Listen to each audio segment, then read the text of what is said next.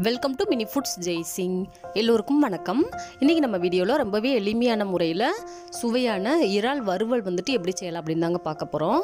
இந்த இறால் வறுவல்னு சொல்லலாம், தொக்குன்னு சொல்லிக்கிறலாம். நமக்கு தேவையான பதத்தில் ட்ரையாக வச்சு எடுத்துக்கிறலாங்க. இப்போது இந்த இறால் வறுவல் எப்படி செய்யணும்னு பார்க்கலாம் வாங்க.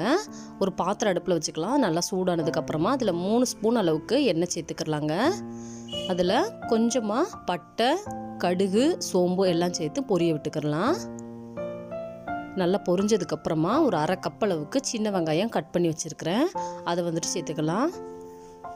நான்வெஜ் செய்யும் பொழுது நம்ம சின்ன வெங்காயம் சேர்த்து செஞ்சோம்னா டேஸ்ட் இன்னும் நல்லா இருக்குங்க. இது போல் ஒரு கண்ணாடி மாதிரி அந்த வெங்காயம் பதம் மாறி வந்ததுக்கப்புறமா இதில் 2 டேபிள் ஸ்பூன் அளவுக்கு இஞ்சி பூண்டு விழுது சேர்த்துக்கலாம்.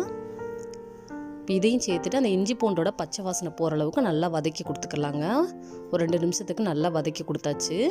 இப்போ இதில் 1/4 கப் அளவுக்கு தக்காளி சேர்த்துக்கலாம். நான் இன்றைக்கி 3/4 கிலோ சுத்தம் பண்ண இறால் எடுத்துருக்கிறேன்.